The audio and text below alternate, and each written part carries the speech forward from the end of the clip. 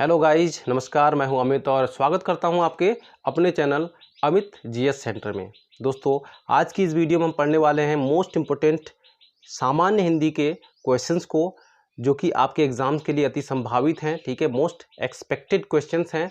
और आपके अगर इस टाइप के क्वेश्चंस नहीं भी आते हैं तो इससे रिलेटेड क्वेश्चंस आपको एग्ज़ाम में देखने को ज़रूर मिलेंगे। ठीक है, आपके सिलेबस के अकॉर्डिंग 25 प्रश्नों का एक सेट तैयार किया है। तो इस सेट को आप लोग पूरा शुरू से अंत तक ज़रूर देखिएगा और अपने आप का आकलन कीजिएगा कि आपकी तैयारी कितनी है। और अगर आपकी तैयारी ज़्यादा बढ़िया नहीं भी है तो भी आप इस वीडियो को देखिएगा। इसके आगे भी मैं वीडियो आप लोगों के लिए लाता रहूँगा हिंदी का, जब तक कि आपका एग्ज़ाम ख़त्म नहीं हो जाता है। इसके साथ साथ आप लोगों को PDF दूंगा। मैं कोशिश करूँगा कि 1000 क्वेश्चंस का या फिर 500 क्वेश्चंस का मोस्ट एक्सपेक्टेड और मोस्ट इम्पोर्टेंट क्वेश्चंस का PDF आपको प्रोवाइड कराने की कोशिश करूँगा और इस पे वर्क कर रहा हूँ मैं।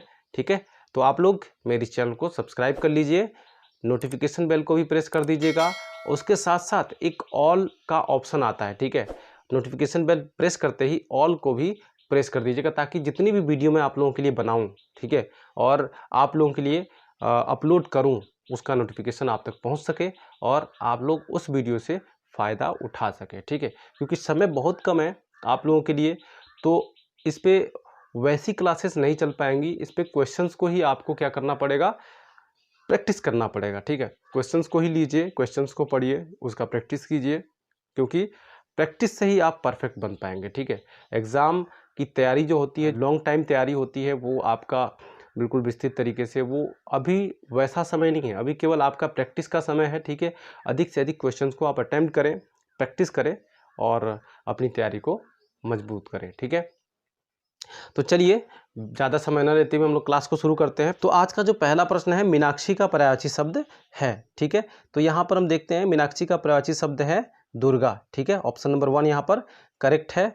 अगला प्रश्न देख लेते हैं। अगला प्रश्न है रुख का पर्यायवाची शब्द है। ठीक है, रुख का पर्यायवाची शब्द है। अब आपको पर्यायवाची शब्द जानने के लिए इसका जो बाकी जो इसके जो ऑप्शंस हैं, बिटप है, प्रसून है, हेरम्ब है, तड़का है। ठीक है, तो इनके अर्थों को जानना बहुत ज़रूरी है। ठीक है, तो पहला जो है विटप, विटप का जो अर्थ होता है वो होता है वृक्ष।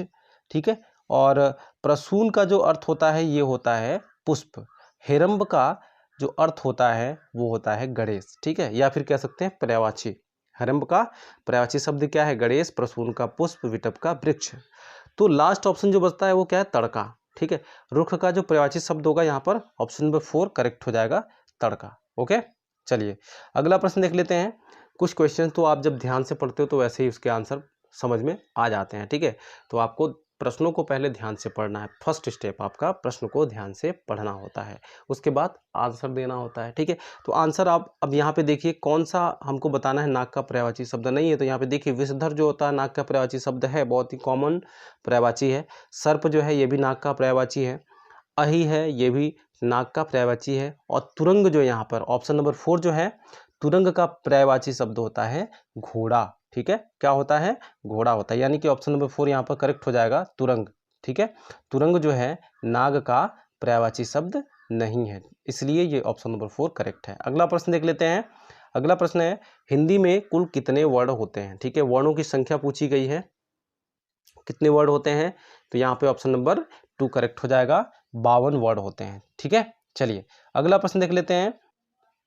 हिंदी खड़ी बोली किस जिला में बोली जाती है? तो यहाँ पे ऑप्शंस हैं मेरठ, रामपुर, देहरादून, इनमें से सभी। ठीक है, तो देखिए हिंदी जो खड़ी बोली है वो मेरठ में भी बोली जाती है, रामपुर में भी बोली जाती है और देहरादून में भी बोली जाती है, यानी कि यहाँ पर ऑप्शन नंबर 4 जो हो जाएगा करेक्ट हो जाएगा, इनमें से सभी। ठीक है, चलिए अगला प्रश्न देख लेते हैं। अगला प्रश्न है भाषाई आधार पर सर्वप्रथम किस राज्य का गठन हुआ था? ठीक है, तो भाषा के आधार पर भारत में सर्वप्रथम किस राज्य का गठन हुआ था? तो वो था मेरे दोस्त कौन सा? आंध्र प्रदेश। ठीक है, कौन सा? आंध्र प्रदेश। दोस्तों वीडियो को आप लोग लाइक ज़रूर कर दीजिएगा, क्योंकि इन क्वेश्चंस को छांटने में, आप लोगों के लिए कलेक्ट करने में मेहनत लगती है और आपका एक लाइक हमको मोटिवेट करता है कि आप लोगों के लिए बेहतर से बेहतर क्वेश्चंस को हम प्रोवाइड करा सके। ठीक है, और अभी तक आपने चैनल को सब्सक्राइब नहीं किया है तो चैनल को सब्सक्राइब भी कर लीजिएगा और नोटिफिकेशन बेल को प्रेस करके ऑल को सेलेक्ट कर लीजिएगा, ठीक है, ताकि आप लोगों तक जो मोस्ट इम्पोर्टेंट क्वेश्चंस की जो वीडियो हैं वो आप तक पहुंच सके, आपका हम सहायता कर सके, ठीक है। चलिए अगला प्रश्न देख लेते हैं। अगला प्रश्न है कौन सा शब्द दैत्य का पर्यायवाची नहीं है, ठीक है। तो यहाँ पे देखिए इसका मतलब क्या है कि इसमें 3 ऑप्शन जो है दैत्य के पर्यायवाची होंगे और एक दैत्य का पर्यायवाची नहीं होगा। तो यहाँ पर देखिए राक्षस जो है ये दैत्य का पर्यायवाची होता है, ठीक है। दानव ये भी दैत्य का पर्यायवाची होता है और दूसरा होता है निशाचर, ये भी दैत्य का पर्यायवाची होता है। अब देखिए ऑप्शन नंबर 3 जो है यहाँ पर भूसुर लिखा है, ठीक है। तो भूसुर का मतलब कि भूमि का देवता, क्या भूमि का देवता। भूसुर का मतलब क्या हुआ, भू का मतलब भूमि, सुर का मतलब देवता, तो भूमि का देवता, ठीक है। किसको माना गया, तो ब्राह्मणों को माना गया। तो यहाँ पे ऑप्शन नंबर 3 जो है करेक्ट हो जाएगा। भूसुर जो है दैत्य का पर्यायवाची नहीं है, ठीक है। चलिए अगला प्रश्न देख लेते हैं। निम्न में से भाषा के कितने रूप होते हैं। तो निम्न में से कितने रूप होते हैं दोस्तों, यहाँ पे 4 ऑप्शंस दिए हैं। तो भाषा के कितने रूप होते हैं, कोई बताएगा, मुझे कमेंट करके ज़रूर बताइएगा अगर आपको आता हो तो, ठीक है। और नहीं तो मैं यहाँ पर अभी आपको बता ही देता हूँ। फिलहाल इसका जो राइट आंसर है 2 प्रकार के होते हैं, ठीक है। कौन से रूप होते हैं, 2 रूप होते हैं। कौन कौन से रूप होते हैं, एक तो कौन सा रूप होता है, पहला रूप जो होता है वो होता है लिखित और दूसरा रूप जो होता है वो होता है मौखिक, ठीक है। लिखित और मौखिक मतलब आप भाषा का मतलब क्या होता है, भाषा मतलब जो अपने विचारों को जिस माध्यम से आप व्यक्त करते हो उसको हम भाषा बोलते हैं, ठीक है। चाहे वो लिखित रूप में व्यक्त करें या फिर मौखिक रूप में व्यक्त करें, ठीक है। तो 2 ही माध्यम हुए ना, 2 ही रूप हुए ना भाषा के, लिखित और मौखिक, ठीक है। चलिए अगला प्रश्न देख लेते हैं। निम्न में से हिंदी भाषा की लिपि है, ठीक है। ये जितने भी क्वेश्चंस मैंने लिए हैं मेरे दोस्तों, ये जितने भी सारे क्वेश्चंस हैं मोस्ट इम्पोर्टेंट हैं और सभी किसी न किसी एग्ज़ाम में पूछे गए हैं, ठीक है। यहाँ पर आप लोगों को अच्छे से पढ़ना है और इससे रिलेटेड और भी चीज़ों को आपको तैयार रखना है, ठीक है। आपको यहाँ पर इन प्रश्नों को देख के समझ में आ जाएगा कि किस तरीके के प्रश्न एग्जाम्स में पूछे जाते हैं, ठीक है। तो यहाँ पर देखिए निम्न में से हिंदी भाषा की लिपि है, कौन सी लिपि है, ऑप्शन नंबर 4 यहाँ पर करेक्ट है, देवनागरी लिपि। अगला प्रश्न देख लेते हैं। महेंद्र का संधि विच्छेद क्या है, ठीक है। महेंद्र का संधि विच्छेद क्या है आपको यहाँ पर बताना है, ठीक है। तो ऑप्शंस देखो, महो प्लस इंद्र, महा प्लस इंद्र, महे प्लस इंद्र और इनमें से कोई नहीं। तो इसका जो राइट आंसर है दोस्त वो है महा प्लस इंद्र, ठीक है। ऑप्शन नंबर 2 यहाँ पर सही है, ठीक है। महा प्लस या महाधन इंद्र, ठीक है। कौन सी संधि इसमें, गुण संधि है, ठीक है। चलिए अगला प्रश्न देख लेते हैं। निम्न में से संज्ञा का भेद नहीं है, ठीक है। संज्ञा का भेद अंग्रेजी में पढ़ते हैं ना, नाउन, ठीक है। तो वही उसी को बोलते हैं संज्ञा। संज्ञा के यहाँ पे प्रकार यहाँ पे दिए हुए हैं, ठीक है। इनमें से एक प्रकार कोई ऐसा है जो नहीं है, ठीक है। तो आप देख लीजिए, एक तो व्यक्तिवाचक ऑप्शन दिया हुआ है, जातिवाचक दिया है, निजवाचक दिया है, भाववाचक दिया है, ठीक है। तो यहाँ पर जो करेक्ट आंसर है वो है निजवाचक, ठीक है। निजवाचक जो है वो संज्ञा का भेद नहीं होता है, ठीक है। चलिए अब अगला हम प्रश्न देख लेते हैं। निम्नलिखित में सर्वनाम है, ठीक है। सर्वनाम मतलब इंग्लिश में अगर बोला जाए तो प्रोनाउन, ठीक है। सर्वनाम का जो परिभाषा है वो क्या है, तो जो शब्द संज्ञा के स्थान पर प्रयोग होता है, ठीक है। जो शब्द संज्ञा के स्थान पर प्रयोग होता है उसको हम सर्वनाम कहते हैं, ठीक है। अब आप यहाँ पे देख लीजिए सर्वनाम कौन है और संज्ञा कौन है। तो देखिए घर जो है ये क्या है, संज्ञा है। पहाड़ ये भी संज्ञा है, नदी ये भी संज्ञा है। और आप जो यहाँ पर यूज़ किया गया है, लिखा है, ये जो है किसी नाम के स्थान पर प्रयोग होता है, ठीक है। किसी भी नाम के स्थान पर, जैसे अगर मैं आपकी बात करूँ, सपोज दैट कि आपका नाम क्या है, क्या नाम है, रवि नाम है, ठीक है। तो आपके नाम की जगह पे मुझे क्या यूज़ करना पड़ेगा, अगर आमने सामने होंगे तो आप यूज़ करना पड़ेगा। तो ये क्या है, एक सर्वनाम है, ठीक है। क्या है, सर्वनाम है। चलिए तो यहाँ पर हम टिक कर लेते हैं, ऑप्शन नंबर 2 यहाँ पर करेक्ट है, ठीक है ना। चलिए अगला प्रश्न देख लेते हैं। निम्नलिखित शब्दों में से एक पुल्लिंग शब्द है, आपको बताना है इसमें कौन सा शब्द पुल्लिंग है, ठीक है। और बाकी इसमें कौन से शब्द हैं, तो देखिए जो चाय है ये स्त्रीलिंग होता है, शिकंजी ये भी स्त्रीलिंग है, और लस्सी ये भी स्त्रीलिंग है। ठीक है, दही जो है ये पुल्लिंग शब्द होता है। ऑप्शन नंबर 4 यहाँ पर करेक्ट हो जाएगा। अगला प्रश्न देख लेते हैं।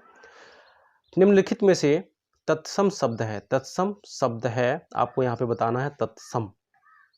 ठीक है, यानी कि ऐसे शब्द जिसको संस्कृत से ज्यों का त्यों उठाया गया है। ठीक है, तो यहाँ पे गधा लिखा है, गाय है, घड़ा है और ग्राहक है। तो गधा जो है इसका जो तत्सम शब्द होता है क्या होता है? गदर्भ होता है। क्या होता है? गदर्भ।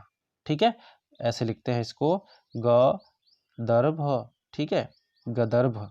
उसके बाद गाय का क्या होता है? गो होता है। ठीक है, और घड़ा का क्या होता है? घट होता है। ठीक है, क्या होता है? घट। और ग्राहक का जो तत्सम शब्द है खुद ही अपने आप में तत्सम शब्द है। यही क्या नाम ऑप्शन करेक्ट हो जाएगा। ग्राहक को ग्राहक ही बोला जाता है, यानी कि इसका अगर तद्भव बात की जाए तो तद्भव शब्द क्या होगा? क्या होगा? गाहक होगा। क्या होगा? गाहक। चलिए अगला प्रश्न देख लेते हैं। अगला प्रश्न है, निम्नलिखित में से अमृत का विलोम शब्द है। ठीक है, तो हमको बताना है अमृत का विलोम शब्द। तो अमृत का विलोम, अमृत यानी कि जिसको पीने से अमर हो जाए, और इसका विलोम उल्टा क्या होगा? तो इसका उल्टा यानी कि विष, जिसको पीने से आदमी मृत्यु को प्राप्त हो जाए, यही तो होगा। ऑप्शन नंबर 4 यहाँ पे करेक्ट हो जाएगा। ठीक है, ऑप्शन नंबर 4 यहाँ पे करेक्ट है। चलिए अगला प्रश्न देख लेते हैं।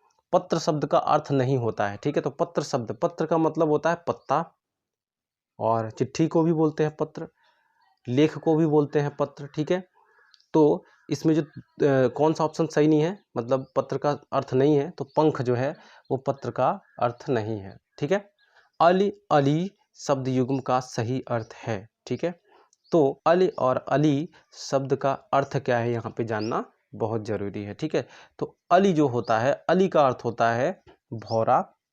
ठीक है, क्या होता है? भौरा होता है। और एक जो अली होती है इसका अर्थ होता है सखी। ठीक है, क्या होता है? सखी। तो यहाँ पर उस हिसाब से ऑप्शन नंबर 2 करेक्ट हो जाएगा, भौरा। ठीक है, और सखी। क्या हो जाएगा? भौरा और सखी। चलिए अब हम देख लेते हैं अगला प्रश्न क्या है। अगला प्रश्न है, दो वर्णों के मेल से होने वाले विकार या परिवर्तन को कहते हैं। तो दो वर्णों के मेल से, दो वर्ड, ठीक है, दो वर्णों के मेल से जो होने वाला विकार या परिवर्तन होता है उसको हम क्या कहते हैं? जैसे कि आपने अभी पढ़ा था इससे पहले वाले प्रश्न में, महाधन इंद्र। ठीक है, क्या पढ़ा था? महाधन इंद्र। ठीक है, पढ़ा था कि नहीं पढ़ा था? तो महा में आ जो है और इंद्र में ई मिलके क्या बनाते हैं? ए बनाते हैं, महेंद्र हो जाता है उसका ना पूरा। ठीक है, तो वहाँ पे दो वर्णों का मेल हुआ ना। ठीक है, तो दो वर्णों के मेल से क्या बनता है? संधि बनती है। ठीक है, जब दो वर्ण आपस में मिलते हैं तो जो विकार या परिवर्तन उत्पन्न होता है उसको हम संधि बोलते हैं। तो ऑप्शन नंबर 1 यहाँ पर करेक्ट हो जाएगा। अगला प्रश्न देख लेते हैं। उसने तो मेरी आंखें खोल दी। ठीक है, रेखांकित मुहावरे का अर्थ होगा। ठीक है, तो इस मुहावरे का अर्थ क्या होगा? आंखें खोलना। उसने मेरी आंखें खोल दी यानी कि भ्रम दूर कर देना हमारा। ठीक है, यानी कि यहाँ पे ऑप्शन नंबर 1 कब करेक्ट हो जाएगा? भ्रम दूर करना। ठीक है, आंखें खोलना मतलब भ्रम दूर करना। ठीक है, चलिए अगला प्रश्न देख लेते हैं। ब्रज हिंदी की किस उपभाषा के अंतर्गत है? ठीक है, तो ब्रज जो है किस उपभाषा के अंतर्गत आती है? पहाड़ी हिंदी दिया है, पूर्वी हिंदी दिया है, पश्चिमी हिंदी दिया है, राजस्थानी हिंदी दिया है। तो ब्रज जो है पश्चिमी हिंदी है। ठीक है, किसके अंतर्गत आती है? पश्चिमी हिंदी के अंतर्गत आती है। यहाँ पे ऑप्शन नंबर 3 करेक्ट हो जाएगा। ठीक है, पहाड़ी हिंदी कहाँ, पहाड़ी हिंदी कौन कौन सी है? तो पहाड़ी हिंदी है कुमाऊनी और गढ़वाली। ठीक है, और पूर्वी हिंदी कौन सी है? तो अवधी और बघेली। ठीक है, राजस्थानी हिंदी है मारवाड़ी। ठीक है, चलिए अगला प्रश्न देख लेते हैं। पृथ्वीराज रासो किस कवि की रचना है? ठीक है, तो पृथ्वीराज रासो जो है एक महाकाव्य है, इसकी रचना किसने की थी? तो इसकी रचना ऑप्शन नंबर 3 यहाँ पे करेक्ट हो जाएगा, चंद्रवरदाई ने की थी। किसने की थी? तो चंद्रवरदाई ने की थी। बहुत ही इंपॉर्टेंट प्रश्न है, बहुत बार एग्जाम में पूछा गया है। ठीक है, तो चंद्रवरदाई जो है आपको याद रखना है, इन्होंने किसकी रचना की थी? पृथ्वीराज रासो की रचना की थी। ठीक है, ये एक महाकाव्य है, वीर रस से युक्त है, ये पूरा वीर रस से युक्त है। ठीक है, और पृथ्वीराज चौहान के जीवनी को या चरित्र को इसमें दर्शाया गया है। ठीक है, चलिए अगला प्रश्न देख लेते हैं। हिंदी भाषा का प्रमाणिक ग्रंथ कौन सा है? ठीक है, हिंदी भाषा का प्रमाणिक ग्रंथ। तो यहाँ पर भी ऑप्शन नंबर 3 करेक्ट हो जाएगा, पृथ्वीराज रासो। ये जो पृथ्वीराज रासो है, इसको किसने लिखा था? अभी मैंने बताया आपको किसने लिखा था, तो चंद्रवरदाई ने लिखा था। ठीक है, और ये जो ये प्रमाणिक ग्रंथ है, ये जो ग्रंथ है, ठीक है, ये किसके ऊपर आधारित है? तो ये है पृथ्वीराज चौहान के चरित्र पर। ठीक है, इसमें पृथ्वीराज चौहान के जीवन चरित्र का वर्णन किया गया है। ठीक है, तो हिंदी साहित्य में वीर रस का ये सर्वश्रेष्ठ महाकाव्य माना जाता है। ठीक है, वीर रस का, उनके वीरता का इसमें बखान बहुत किया गया है। ठीक है, तो यहाँ पर ऑप्शन नंबर 3 करेक्ट है। चलिए अगला प्रश्न देख लेते हैं। दो समानार्थी शब्दों की पुनरुक्ति के बीच में किस विराम का या किस विराम चिन्ह का प्रयोग किया जाता है? तो जब दो समान शब्द आ रहे हों, जैसे बार बार, ठीक है, बार बार यूज करते हैं ना, तो बार और बार लिखते हैं, तो एक डायरेक्ट ऐसे एक सेंटेंस में ऐसे नहीं लिखा जाता ना, बीच में एक चिन्ह लगा दिया जाता है, इसको बोलते हैं योजक चिन्ह। क्या बोलते हैं? योजक चिन्ह। तो यहाँ पे ऑप्शन नंबर 1 करेक्ट हो जाएगा। ठीक है, चलिए अगला प्रश्न देख लेते हैं। रचना की दृष्टि से क्रिया के भेद होते हैं।